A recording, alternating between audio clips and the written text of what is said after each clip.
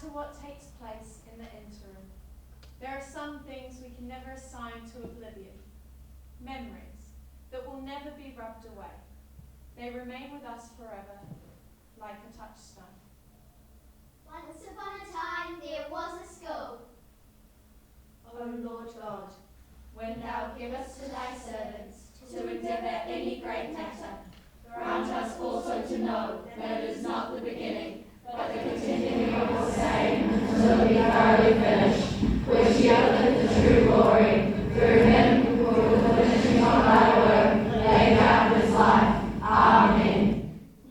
Luce veritatis by the light of truth. Luce veritatis by the light of truth. These are words to help us in our happy youth. These are words to help us in our happy youth. Luce veritatis by the light of truth. Be our footsteps guided through the days of our youth. Where's it kept? What? The light of truth? I don't know. In the principal's office, probably. Does it belong to him? It belongs to us all QM girls. We keep it here and here, in our hearts and in our memories. Luce veritatis. It's a part of who we are. Listen, we're going to tell you a story. Shh. A memory story. It's about you. It's about me. It's about us.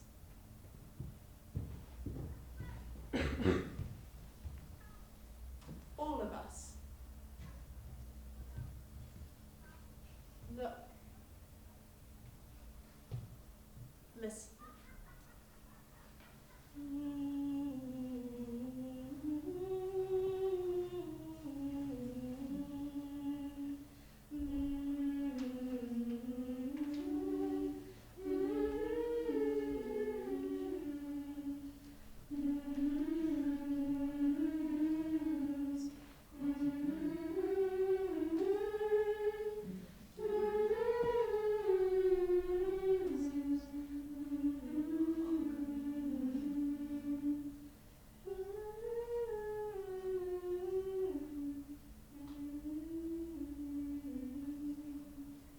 This school has been a tapestry of rich and royal youth. 100 years of vision, of a never-changing view, a wondrous woven magic in bits of blue and gold, a tapestry to feel and see, impossible to hold. Now our tapestry's unraveling, we're here to take you back, we're here to take you back. Once upon a time, Centenary College opened Tuesday 19th of February 1919, with 53 students, including 14 boarders. only a handful of months after the end of the fighting in the First World War. There was little money. And the school building was bare and the furniture somewhat dilapidated. Any calling bell brought girls crowding together in the hall. Nervous. Excited. Yes, the mainly nervous. Then there was silence as Miss Jobson, who was upright and rather awesome, Isabel holding the Alexander, roll. Present Miss Jobson. Jessie Alexander, Present Miss Jobson. Ruth Adams, Present Miss Jobson. Josephine Bailey, Present Miss Jobson. Jean Brew, Present Miss Jobson. Esme Ballinger, Present Miss Jobson. Evelyn Claridge, Elizabeth Bowe, Present Miss Jobson. Evelyn Claridge. Present Miss Jobson. Welcome, girls. Present Miss Jobson. Welcome to Queen Margaret College. Present Miss Jobson. Our aim here is to train you all to strive towards higher ideals so that your lives may be rendered beautiful and glorious. The type of womanhood which is so essential if the nation is to become truly great and prosperous. People want to do nothing nowadays, it seems, save that which will give them money to go to the theatres or musical comedy, to wear silk stockings and fur coats, and to achieve what lacks any high aim. Sit up straight, girls. Thank you. There is a great danger of cultivating the very spirit of materialism that ruined Germany, The only effective way of overcoming this is to train you, the younger generation, to strive towards higher ideals.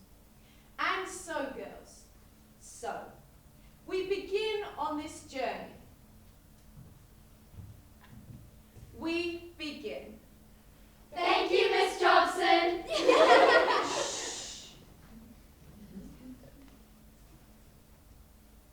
My first day at QMC. My first day. Happy Sky Colour Day. 6 years, 9 months. Art leaping. First person. Andrea Yolanda. An old friend. First teacher. Ms. McGill. Stern. Scary. First friend. Georgie Gibby. Messy double plats. First lesson. Let's get to know each other. Hi. Hello. Shaky hands. First lunch. Ham and cheese sandwich with Andrea Yolanda. 2, 4. Final bell, a deafening screech. Skip, then drag her feet out the gate. My first day at QMC. My first day. When I got home, I cried. My first impressions of coming to Queen Margaret as a little 5-year-old, and my first day's impressions, that was a very long time ago. It was 1940, and war had just begun, or just the year before, and I arrived in Miss Maynard, Betty Maynard's preparatory class, which was pale green, and I knew 1 or 2 girls there who were older than me, had started before, but I certainly remember that first day. It was a lovely sunny day, because it was the start of the year. And the sycamore tree, which is still in the grounds, is still there. Which was in the grounds, is still there. Well, actually coming through the gate and being here, I have no memory of at all. But I do remember the reason why I came to QMC, and that was that my parents had, we sat down on the sofa, which I still have, which was, which school would you like to go to? You could go to Mansfield, you could go to Queen Margaret's. I'm not sure why that was the choice. We were at Clifton Terrace, so we lived in just across the road, and we decided to come to Queen Margaret's because it had a blue uniform, and blue is still my favourite colour. So there's your last impression of the school, favourite colour. Miss McGill, are you finished your poem? My first day at QMC, my first day. A honeycomb yellow day, 10 years, 5 months, anxious, unsure. First person, Claudia Cranwinkle. friendly, fearless. First teacher, Miss McGill, warm, cuddly. First friend, Claudia Cranwinkle. friendly, fearless. First class, come along girls, come along. Reading, boring. First lunch, Marmite sandwich with Charlotte Lee.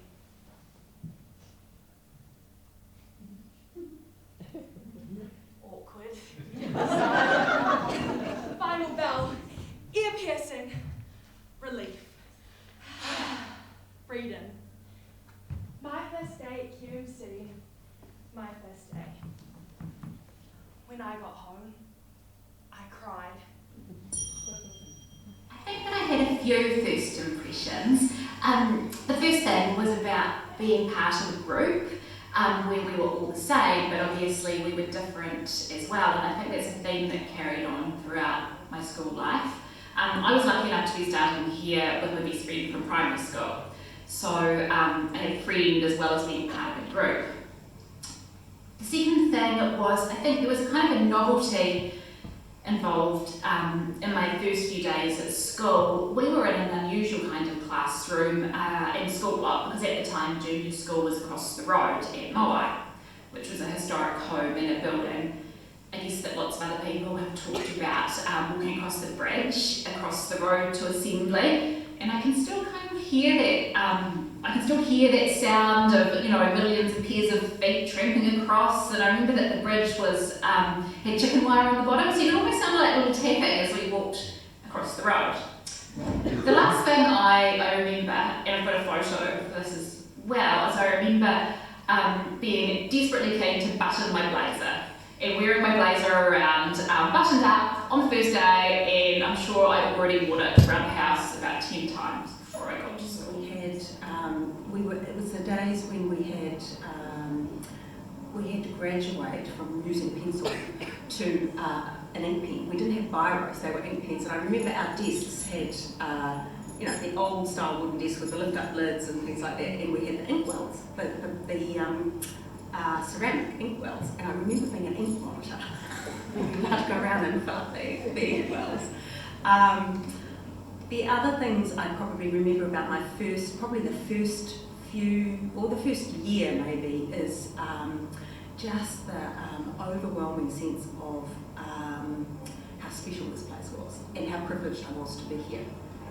My first impressions of Queen Margaret College, and it was such a long time ago, I started halfway through Form 2, which is year 8, and back in those days it was 3 terms. So I started halfway through a term. I absolutely hated it. No one had talked to me. I was in the room next to Mrs. Day's office, T1, I think, is that T1? I was in that room, and the headmistress used to live where Mrs. Day is now. We had a lovely Scottish headmistress called Nancy Black, and apparently she asked somebody to get me to go to her office in the first week because she wanted to check up how I was, and they'd all been so horrible to me that I didn't go because I thought they were pulling my leg. And then she came flying in with her, academic robe flapping, and I felt about that big because I hadn't got to see her. But term 3, another new girl started, and we buddied up, and it was fine after that. And I loved it.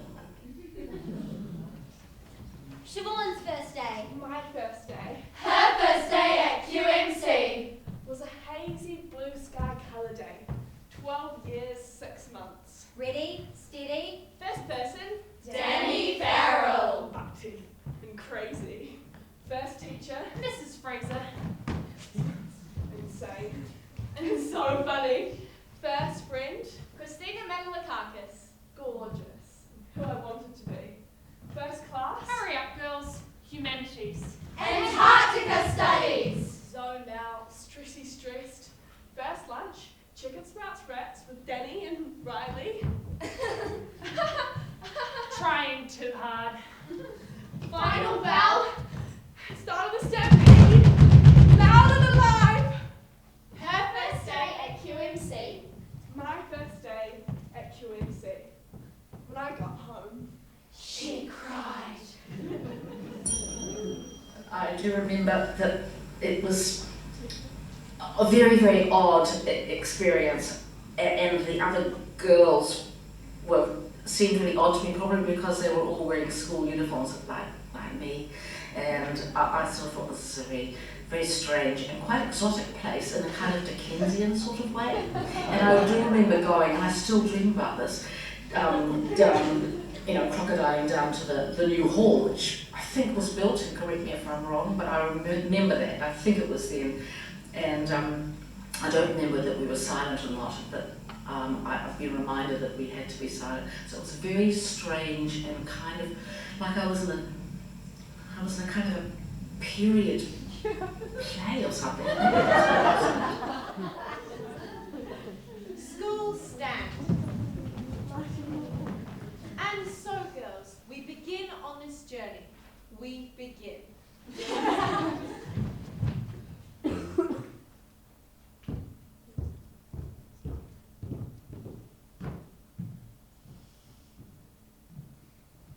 On my first day, I was scared. Me too. But in a good way. No, I was just scared. Don't you remember the days of the old schoolyard? We used to laugh a lot. Oh, don't you remember the days of the old schoolyard? And I remember school. We go to school to learn and grow and find out things we want to know. We read and write and count and play and make new friends along the way. And I remember school. As the first headmistress of our church school of Queen Margaret College, I want our girls to learn to build on the right foundation. It is my aim to inspire girls with the love of the higher things of life. He mihi kia kata, Ko Jane Young Tokuingawa. How do we prepare our students for their future? How do we put them in charge of their learning? Knowing stuff will no longer suffice. What our girls need is the ability to take risks, have the courage to fail, resilience, empathy, and to be current in a global community. I want QM girls to appreciate the beauty of art and literature, but above all to appreciate the beauty in character. To live a life is the great thing, not to earn a living. We have to change the narrative of education to one of progress, transferable skills, and multiple ways of demonstrating understanding. Introduced through the vision of Carol Kramer and her determination for excellence, we offer multidisciplinary opportunities through our dual pathway qualifications. Opportunities such as you young women will find in the world outside of school. To live a life is the great thing, not to earn a living. Learn to love your life as it ought to be lived, and the earning of a livelihood will follow. Have many strands to your life, girls. Don't get caught in one lane. If opportunities arise that don't seem like they lead anywhere in that moment, but the idea of the opportunity fills you with passion, curiosity, or excitement, go for it. May God bless and look after you. Mate atua, koto e te aki. And girls, always know you are and will be a QMC woman for life. Was school different in the olden days? What sort of things did they do? Always English and the spoken word were my favourite subjects. Probably instilled into me the spoken word in English by my parents, who were, I suppose you'd say, my father was an orator, my mother was very keen on speech, and I think that was the basis of my early education. And then stories, English. I loved English, and this was fostered by the wonderful Irene Wilson, who was known as the Bish. And I wonder if anyone knows why she was nicknamed the Bish.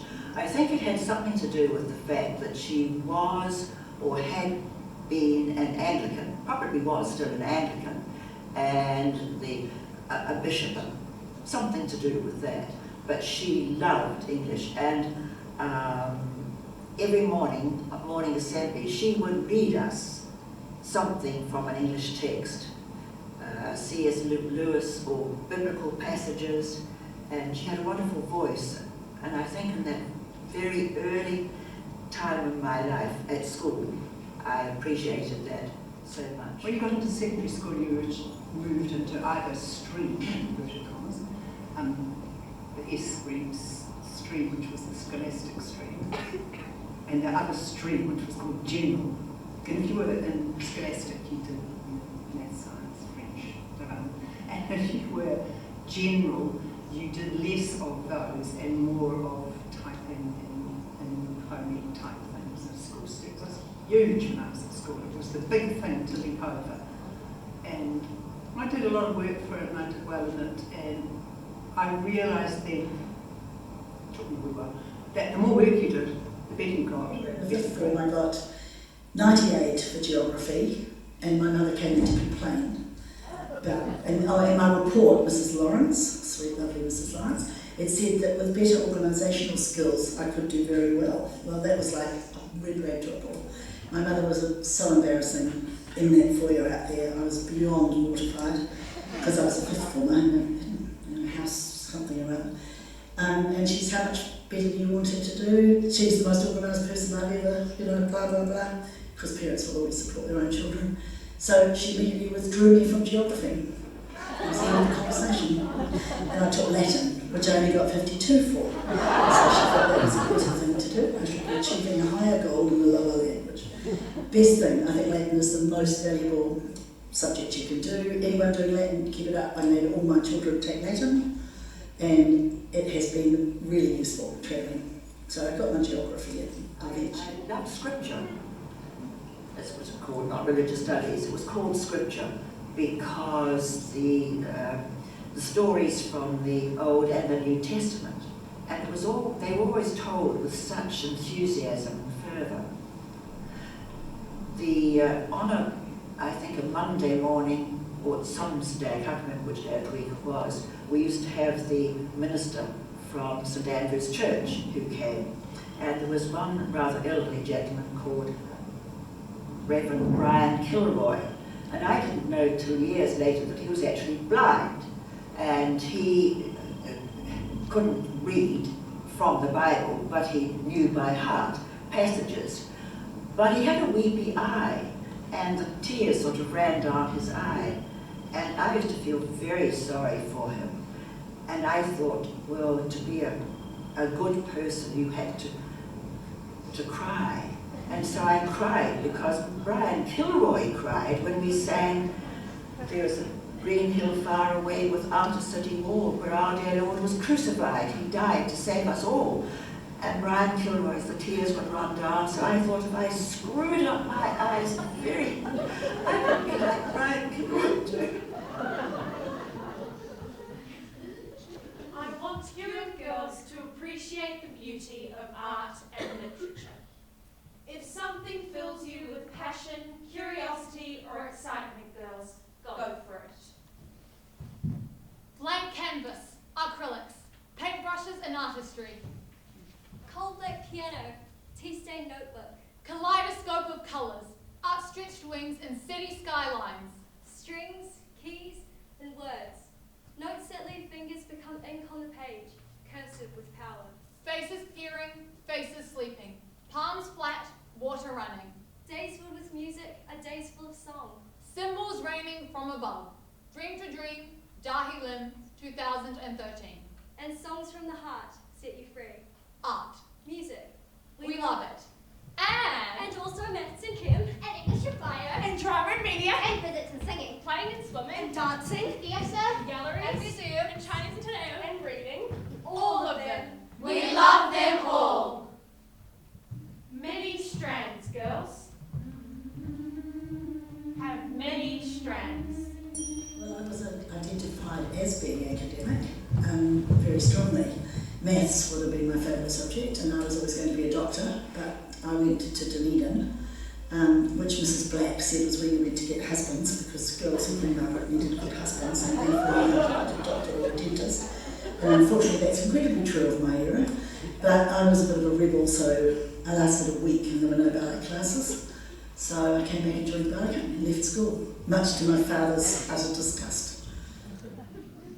We all need an education. We all need some come to grow. Some of my strongest memories at QM are the teachers. The teachers! Of course, the teachers!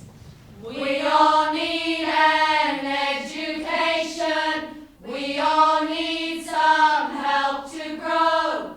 Lots of learning in the classroom. Teachers, we can't do it alone. There was Miss Peppermint Jones, Burns and Castles. Miss Lizette, Kennedy, Coconut Goop. Miss Harris, Hartnett, Johnson and Johnson. Mr. Hawley and Olsen, Miss Josie and Carwine. Just Bill, Onley, and Simpson. Old Trainer and Tewksbury. Wilson and Ward. And Miss Pavak. Aww, Miss Pavak. I wonder which teachers they remember from the old days. I also remember Miss Pavek, she was vivacious and I think realised now so strong in her support and advocacy for her girls. I realised probably she had a battle on her hands at times that we never knew about in her support for us. So in terms of teaching and teachers, obviously Miss Pavak.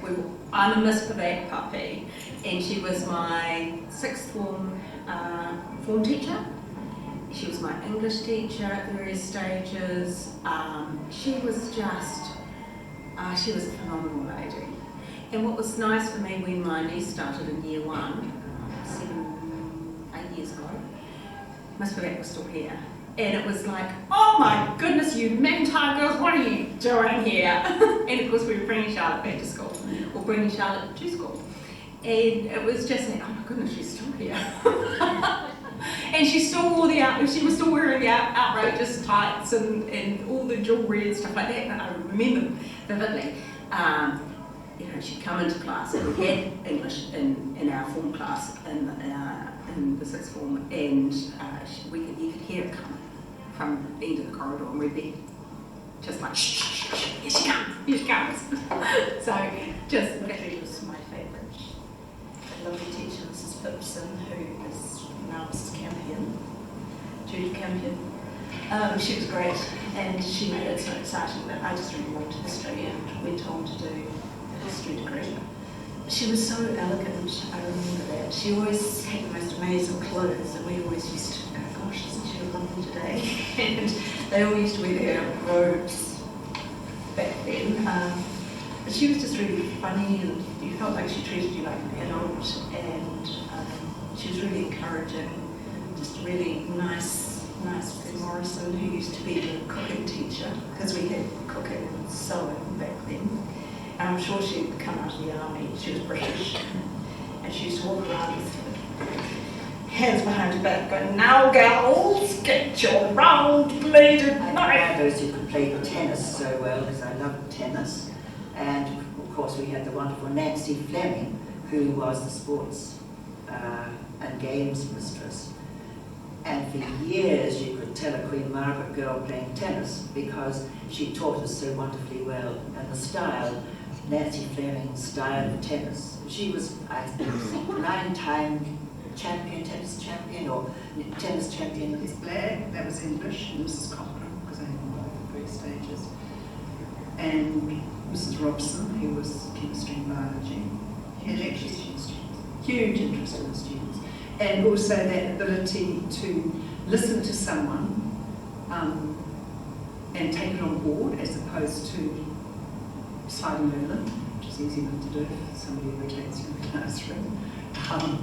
So yeah, huge interest in the girls. Just not only in their academic work, but also in their whatever other things. They all knew exactly what sports you were good at. They knew about your families. They knew.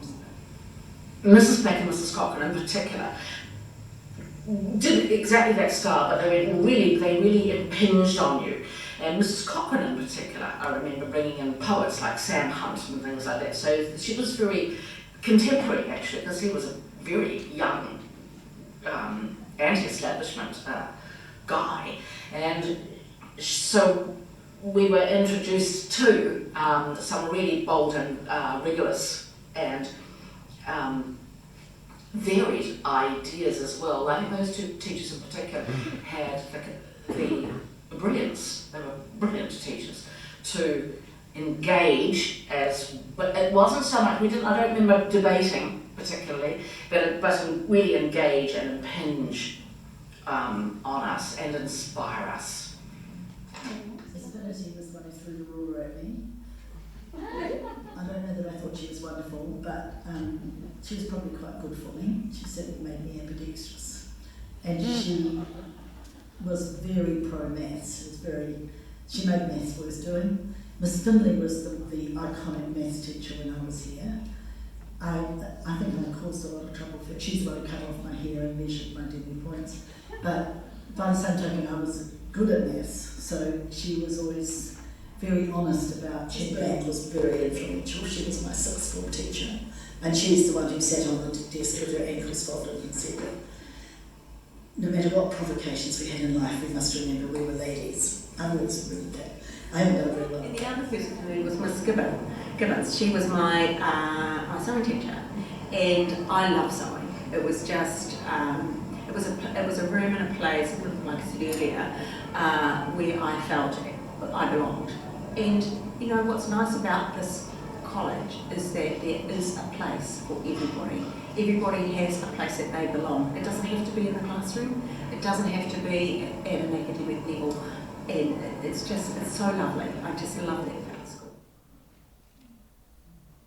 The teachers! On the teachers!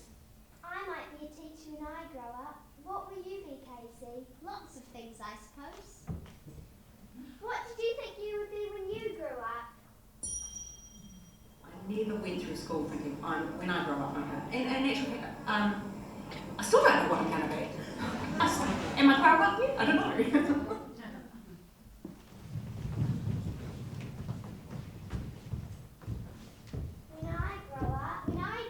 When I grow up, I want to be a dentist.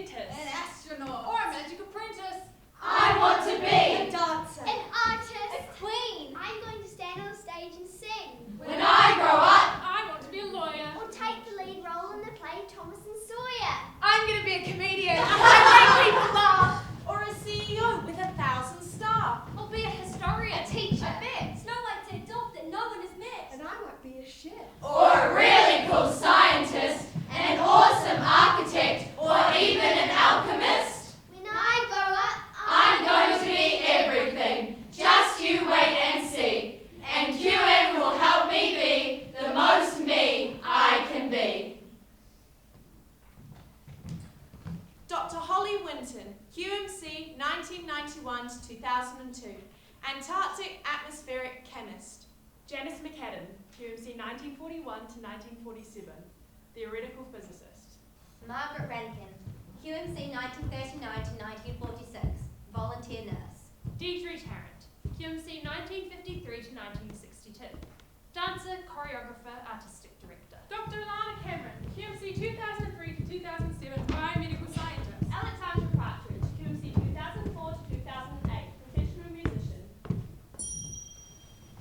I mean, I came here as pretty shy, really sort of middle of the road student, and just by working hard, getting involved in everything, and getting to know everyone, and getting to know the teachers, and getting their confidence and confidence of friends around you, that you actually felt like you could take the world on. I mean, not necessarily academically. I mean, I went to Victoria, did my arts degree, then thought, oh, what do I do? And ended up starting my own business, but it never crossed my mind that it wouldn't work. Antonia Pribble, QMC 1996 to 2001, actor. Carolyn Henwood, QMC 1960 to 1964, judge. Dr. Dirk Frost Kruse, QMC 1989 to 1997, senior consultant. Dr. Sally Davenport, QMC 1972 to 1978, chemist. Claire Shercliffe, QMC 1940 to 1952, broadcaster.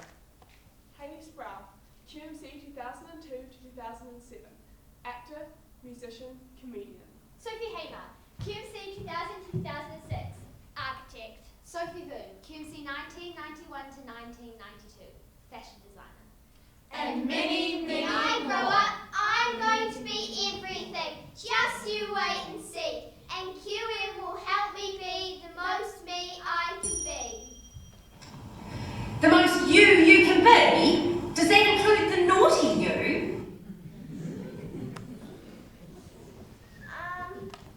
I pretended to be Scottish in class and the teacher got cross.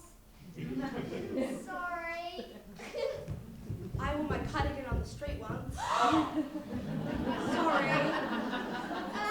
I didn't finish my homework once. Sorry. Once I talked on the way to assembly. Well, whispered really. Sorry. Once I sneaked a second piece of chocolate cake on QMC day. So did I. Me too. Me three. Sorry. Well, I sneaked a third bit. I'm not sorry at all. Is that it? Well, sit down, girls, and prepare to learn from your elders. Slide down the banister on our cardies and the old hall. And I think probably that's a rite of passage. I don't know whether anyone's allowed to do it now, probably not. But we used to, and there was always a bit of a competition, see how high you could jump off the end. And it just, yeah. There was a teacher who, obviously, I was not her favourite pet at all. And we had books, record books, pale blue record books, and we had to, we were given pluses and minuses. Plus was good mark and minus was bad mark, and 3 pluses made a credit, and 3 minuses made a discredit. And we were given pluses and minuses for good work or for behaviour or attention in class or whatever, and minuses were for talking in class. You can imagine I got lots of those. And so I got tired of being rapped over knuckles and walking up and getting the book signed. And so I hatched a plot with my friend Patricia Ellsby, who was in the same boat. And we had the previous year's record book.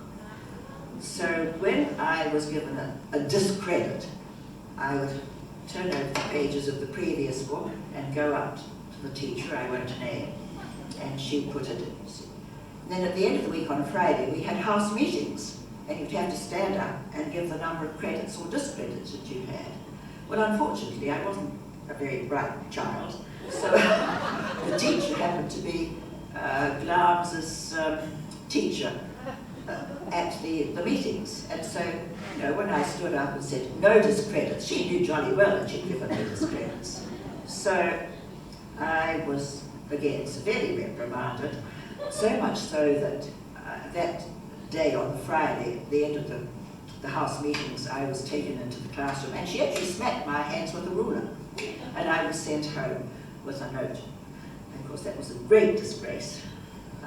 My parents were very... Thing I did at school, I might be making this up because I think I was a bit wet actually, but I like to think that I was kicked out of chemistry and had to stand in the corridor, and I didn't get that many detentions, and then go around outside. I don't know where the chemistry lab is now, but in our day there was a window facing not the grass area but the opposite area, the courtyard area near where the tennis courts were. Goodness me, who knows what it's like now. Anyway, my fantasy memory is me being kicked out of chemistry for being or something stupid, and going around and poking my face in the window of the other poor things who had been kicked out and waving and pulling faces. But this might not have been me at all. I might have been one of the first people still in there who was wishing I'd had the courage and audacity to be that other person poking their naughty face in the window. The tower at the time was considered to be incredibly daredevil. It sounds pathetic because I'm sure that you can climb into the tower now. But going up in the tower was quite, and I do remember getting into the tower and telling all manner of lies, and I'm very good at lies with an absolute straight face, and explaining why I needed to get some volume of some rare book that was absolutely no interest to anybody. Doing Latin helped with that. Just my teacher came up with a really good argument for why you shouldn't be in the tower, looking up the old editions of the Latin exercise books, which no one wanted. One very bad thing, which was Finley, and we had in the classroom just by where the bell is, and I think we were sixth formers, and we all agreed to act out that there was a teacher in the room when there wasn't, and we got into a lot of trouble for this, but we actually managed to. The teacher, Miss Finley, paced outside because she would never have interrupted another teacher. And we put our hands up and asked questions and went through the whole class for 50 minutes. Gated or something. Is linked to the house system, because if you did not have the right uniform on the back gate, because prefects manned the back gate, you got black mark, right? So in order to avoid that, and you were meant to be wearing your beige gloves at all times in the street, so you got black marks if you didn't. So all we would do is the first person would fly out the gate with her 2 gloves on, biff them over the fence, and the next person would. But we also got black marks for eating in the street. That was an absolute no. So if we hung out down at the ice cream shop down Mulgrave Street, someone was bound to report you. So eating in the street because we're outside. Eating on the bus was another big no-no. Not wearing your Panama hat was a beret, was another thing. There were lots of those sort of minor infringements taken. Hanging around at the railway station, being seen talking to boys, not suitable. Right, that's enough talk about silly stuff. Let's get down to the nitty-gritty. School traditions. Traditions? School stand. Silence to assembly. Silence to assembly. School photos. Chocolate cake. Year 13 assembly. Year 13 Bible. Year 13 staircase. Year 13 everything. Chocolate cake. Spirit Week. House rivalry. Chocolate cake. Maggie. Woo! And Mr. Itchkin. Traditions, the badge of school. Traditions, that was one of the things that I think adds to the feeling of belonging here, like the house systems, having prefects, having assembly where we used to go and sing every day, because we had assembly every morning. And we used to sing hymns, we all had our hymn books, we used to track some in silence with your class prefect at one end and teacher at the other, and all the teachers sat up on the stage glaring daggers at you and you misbehaved. And just that you knew that you could go from being Form 2 to the next year, and then you'd go up and up and up, and it might be you that was leading a class, and it might be you that was prefect, so that you knew that there were those things to strive for. So the traditions that I remember from my time at school, yes, I remember silence on the way to assembly. Something I remember from when I was at a junior school was our hymn books and peeling our hymn books, and we would all kind of industriously peel our hymn books as Dr. Veach taught to us every Monday morning. I've still got my hymn book, and it's probably still got a bit of peeling. A lasting tradition, and I still dream about this too. It's funny as things come back to kind of resurrect so much later. The lasting tradition and the most marvellous tradition was the last day of school. And was it called going up? When you were finished school, you went up and you got something. And from the teachers who were, the tradition of course as teachers, I wonder if you still do this, amassed on the stage, and all of us girls, in the new hall, but that, and singing that "Wish me luck as you wave me goodbye." Do you still do that? This is what they did in the 60s. That went sort of like this: "Wish me luck as you wave me goodbye. Cheerio, here I go on my way. Give me a smile." I think it's a World War I song. Anyway, we sang that, and I particularly remember some girls about 2 years older than me who were really cool and had rolled up their cardigan sleeves and stuff like that. And we went up to do their, going up for the end of leaving school thing, but looking kind of like they'd already left school. That's the main tradition, that I remember. Oh, other things, of course, like house plays and house sports, which we know really important. The assembly was the bane of my life, because we always lined up in heights, and so I spent 2 years when I was in year 10 now, but 4th form, 5th form, standing on my deadly points, because my ballet teacher said that would improve my balance. I think all the dancers in school did this, which of course upset the maths teacher, who would check all our heights. We were always a different height when we were in assembly from when we were in queue outside of the covered way. I don't think the covered way is still here, but there was a covered way which we all lined up in. And so the deal was either you stayed on your deadly point for the entire assembly, or you stayed flat, which is quite democratic for a teacher, I thought, actually. And I got my hair cut once, which my mother was very upset about, because I didn't have a bun, and it was just coming up for some show or something, and she just sliced my hair off because it was on my collar. So it was quite draconian in some ways. I mean, you guys would probably take the teachers to court and win. We didn't have, it was just, well, that was the way it was. It was on my collar, so it was coming off my collar, and it was coming off my collar. Traditions, the badge of the school. And the biggest tradition of all, the houses. Barrett! Brenner! Barrett! Glom! Glom! Brenner! Lockie! Glom! Barrett! Brenner! Barrett! Sterling! Glom! Barrett! Woo! I remember the placing of the house banners being very important. The whole thing about defending your house, Sterling, was majorly important. You were bonded to your house for life, I think. And actually, I think we still are. I mean, when I see old girls at various things, what house you belong to becomes probably the second thing you talk about. And Vera, I quite lusted after being a lot younger. But Sterling, all the way. And I mean, I've been to Sterling since, and you get quite a nice ownership when you go to the castle. On a small scale, the house system controlled it, because if you did something like talk to an assembly, wickedness, you got a black mark. The thing about the house system was if you got 3 black marks, you got a discredit. And then the peer pressure got on, because you had to stand on the chair in house meetings and be told off.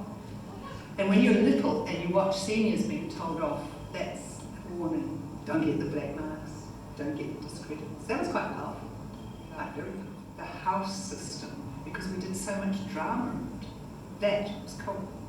It was such fun. Because the teachers had no part in it. They chose the plays we had to do, usually Shakespearean, bits of Shakespeare, and then they left it to the house to do it. And you performed it at the end of term 2. But you did a lot of the sort of secondary school things you did were like that. The students, the house captains, were left to run the houses. We did lots of house activities, there was and house games. They were hugely competitive. Everybody got involved. You had to be in the team because we had about 15 on the team. And you just practice flat out all these strange games.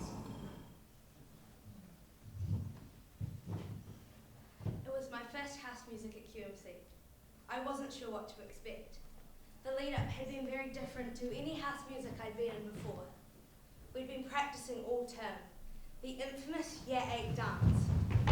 I put my heart and soul and continuous lunchtimes into it. 5, 6, 7, 8. We perform with huge smiles, energetic arms, and an overwhelming sense of joy. It comes time for the prize wheel. First is the chant. Woo! Melodrama. Woo! They whiz by in a blur. Now comes time for the dance. Third, second, first, back! It was my best day at QMC. Mrs. Campbell, Una Campbell, who was from Aberdeen, and she was a lovely person, and I always thought that she preferred Berwick, Braemar and Starling better than Glamis. No, it wasn't Glamis, it was Glams. But she always gave the Scottish names their full intonation. Activities that I remember in a house sense was always the house production. And one very hideous memory I have is Catherine, my sister, and I were boys in the Glams house production. I can't remember what year it was. I might have been in the fifth form, maybe. I can't remember. I've still got the photo today. A friend of Catherine's borrowed her brother's school uniform. He was in Scots. Catherine and I dressed up in as Scots boys in our Scots uniform. And I remember Dad, we were getting dressed for the production home and coming into town. Dad took a photo of us on the back lawn at home, and there's my sister and I. I actually found the photo not so long ago. There's my sister and I, and we did look like boys. You know, in the 80s you had the old bald haircut and all the rest of it. We had the terrible knees hanging out the bottom of these boys' shorts that didn't fit properly. It was just hilarious. So I do remember that quite vividly. My worst day at QMC. I've wanted to be house leader since I first started here. I love my house and my iconic house chant. Braemar is hot to go! H-O-T-T-O-G-O! Oh, hot to go! Oh, hot to go! It was my debut of being house leader. Athletics Day 2019. It was hot and hazy, and it felt like nothing could go wrong with this day. Until, in the distance, I hear a faint... I'm confused. I'm distressed. My house is enchanting. And then I lock eyes with the Glams house leader. Glams is hot to go! H-O-T-T-O-G-O! Oh, hot to go! Oh, hot to go! Glams has stolen my chant. They have broken my heart. I was in Braemar House, and I was very passionate about being in Braemar, and it was instilled in us, or I just instilled it in myself, that, it was very hurrah house, right in there if we won it, because my forte probably was directing and starring in as many house plays as I possibly could, and if we didn't win, that was a terrible blow, but that for house and school, but house first, even before school, I think, was hugely significant. Roaring along at the sidelines if I wasn't in the running races, come on Braemar, come on house.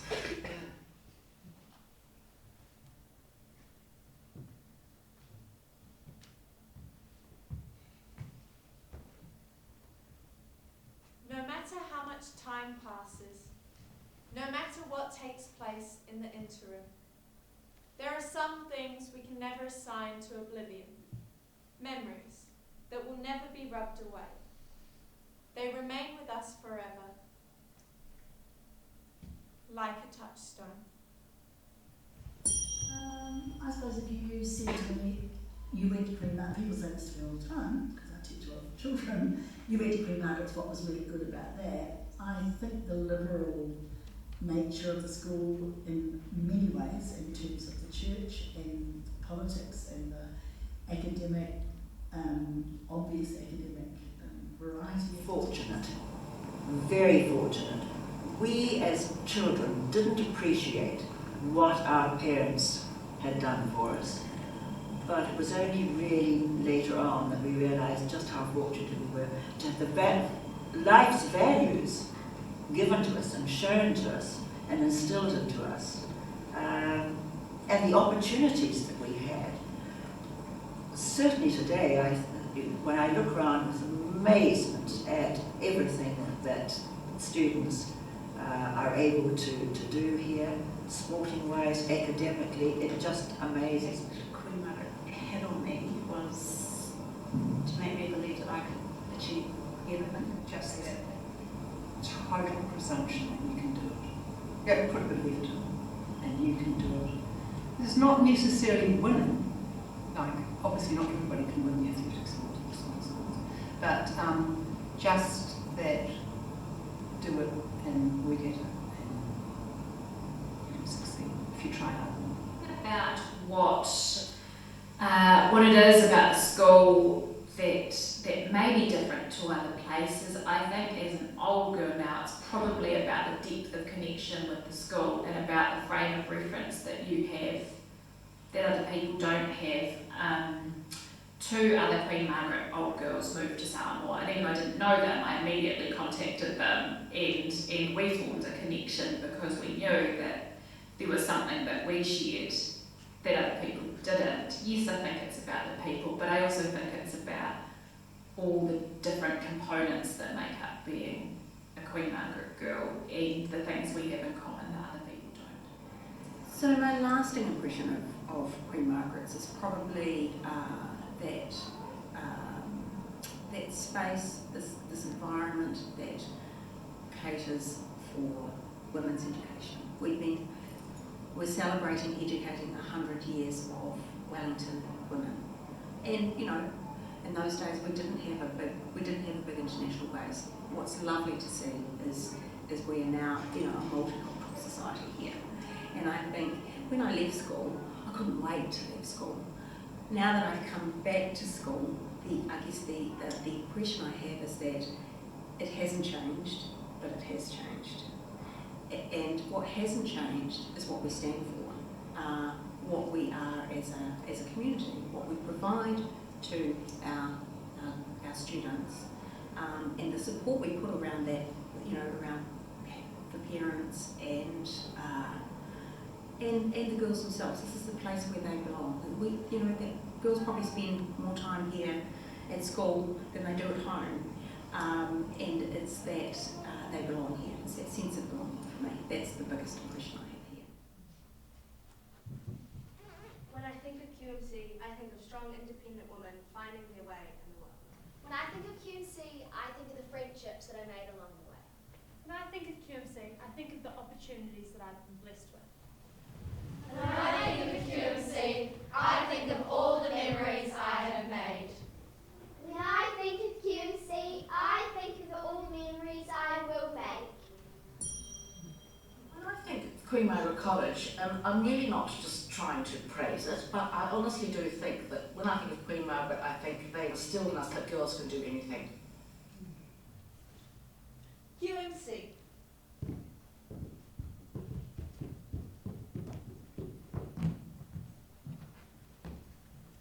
We keep it here and in here. In our hearts and our memories. It's a part of who we all are. School, stand.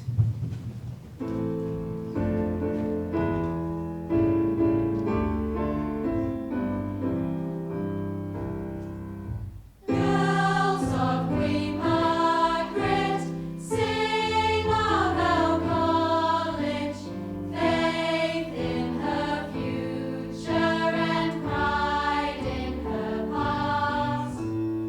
We are the present, now pleasure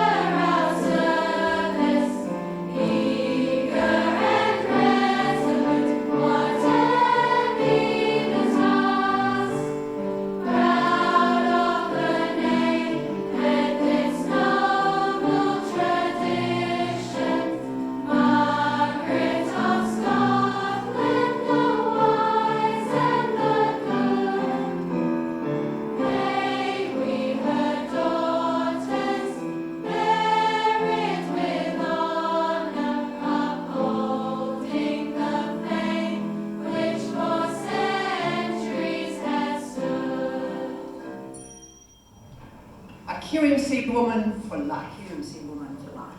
A QMC Woman for Life.